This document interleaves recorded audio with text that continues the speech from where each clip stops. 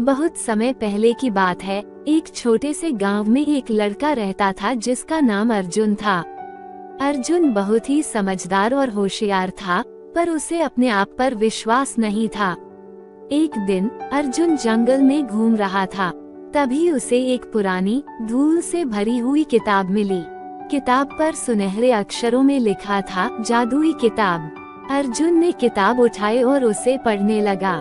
पहला पन्ना खोलते ही एक उज्जवल प्रकाश निकला और एक जादुई आवाज गूंजी, अर्जुन, तुम्हें ये किताब एक महान कार्य के लिए मिली है।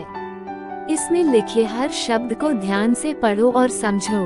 अर्जुन ने मन ही मन सोचा, मुझे इस किताब को समझना चाहिए। उसने अपने घर लौटकर पढ़ाई शुरू की। किताब में जादुई मंत्र और नैतिक कहानियां भरी हुई थीं। हर कहानी में एक महत्वपूर्ण सीख छुपी हुई थी। पहली कहानी थी एक गरीब किसान की। वो मेहनत करता था लेकिन फसल हमेशा खराब हो जाती थी। एक दिन उसे एक जादुई बीज मिला। उसने बीज को बोया और फसल इतनी अच्छी हुई कि वह सबसे धनी किसान बन गया। लेकिन कहानी का अंत ऐसा था कि किसान ने अपनी संपत्ति का उपयोग दूसरों की मदद के लिए किया। अर्जुन ने सीखा कि मेहनत और सद्भावना से किसी भी मुश्किल को हल किया जा सकता है। अर्जुन ने किताब में आगे पढ़ना जारी रखा। दूसरी कहानी थी एक दयालु राजा की। राजा अपने राज्य के हर व्यक्ति की चिंता करता था और उनकी समस्याओं को सुलझाने के लिए हर संभव प्रयास करता था। एक दिन राजा को एक बूढ़ी औरत मिली जिसने उसे एक जादुई पत्थर दिया। पत्थर में ये शक्ति थी कि वह हर दुख को दूर कर सकता था। राजा ने उस पत्थर का उपयोग केवल तब किया जब कोई बहुत बड़ी समस्या होती थी। इस कहानी से अर्जुन ने समझा कि शक्ति का सही उपयोग बहुत महत्वपूर्ण है। अर्जुन ने अब सोचा कि उसे भी अपनी जादुई किताब का उपयोग गांव वालों की मदद के लिए करना चाहिए। एक दिन गांव में एक बड़ा संकट आया।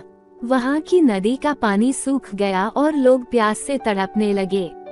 अर्जुन ने अपनी किताब से एक जादुई मंत्र पढ़ा और नदी में पानी भरने का उपाय किया। देखते ही देखते नदी फिर से जलमग्न हो गई और गांव वालों की प्यास बुझ गई। सभी अर्जुन की प्रशंसा करने लगे। कुछ दिन बाद गांव में एक और समस्या आई। गांव में एक भयानक राक्षस आ गया जो गांव वालों को परेशान करने लगा। अर्जुन ने किताब में से एक और जादुई मंत्र पढ़ा और राक्षस को काबू में किया। राक्षस ने अर्जुन से कहा, तुमने मुझे पराजित कर दिया है, अब मैं तुम्हारी हर आज्ञा का पालन करूंगा। अर्जुन ने उसे कहा, तुम्हें गांव वालों की रक्षा करनी होगी और किसी को नुकसान नहीं पहुंचाना होगा। राक्षस ने वचन दिया और गांव का रक्षक बन गया। गांव के लोग अब सुरक्षित और खुशहाल जीवन जीने लगे। अर्जुन ने अपनी जादुई किताब का उपयोग और भी समस्याओं को सुलझाने के लिए किया। एक बार गांव में एक गंभीर बीमारी फैल गई। अर्जुन ने किताब से एक जादुई औषधि बनाई और सभी को स्वस्थ किया। गांव वालों ने अर्जुन को अपना नायक मान लिया और उसकी किताब को एक पवित्र वस्तु की तरह पूजने लगे। लेकिन एक दिन अर्जुन के मन में एक सवाल उठा, क्या मैं अपनी किताब के बिना भी लोगों की मदद कर सकता हूँ? उसने किताब को एक सुरक्षित जगह पर रख दिया और बिना किताब के ही समस्याओं का सामना करने का निर्णय लिया। पहली समस्या थी एक गरीब किसान की। किसान की फसल बर्बाद हो गई थी और उसके पास खाने के लिए कुछ नहीं था। अर्जुन ने किसान को अपनी मेहनत से खेत को फिर से उपजाऊ बनाने की सलाह दी और खुद भी उसकी मदद की। किसान की फसल फिर से हरी भरी हो गई और उसने अर्जुन को धन्यवाद कहा। अर्जुन को समझ आया कि सच्ची मदद दिल से की जाती है, न कि केवल जादू से। अर्जुन ने देखा कि बिना जादू के भी वह लोगों की मदद कर सकता है। उसे अब अपने आप पर विश्वास हो गया था। एक दिन अर्जुन के पास एक बूढ़ा आदमी आया। वह अर्जुन को आशीर्वाद देने लगा और कहा, तुम्हारी सच्ची शक्ति तुम्हारे दिल में है, किताब तो केवल एक साधन थी। अर्जुन ने उस बूढ़े आदमी को धन्यवाद दिया और समझा कि सच्ची शक्ति और नैतिकता दिल से आती है, न कि किसी जादुई किताब से।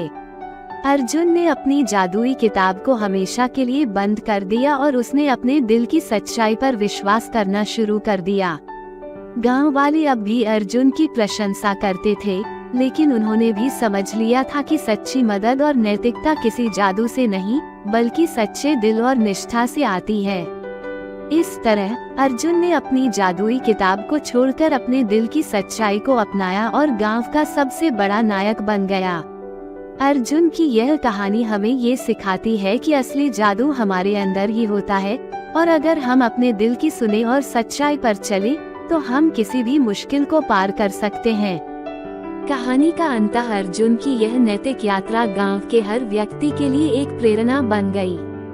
अब लोग अपनी समस्याओं को जादू से नहीं, बल्कि अपनी मेहनत और सच्चाई से सुलझाने लगे। अर्जुन की तरह उन्होंने भी समझ लिया कि सच्ची शक्ति और नैतिकता हमारे दिल में ही बसी होती है।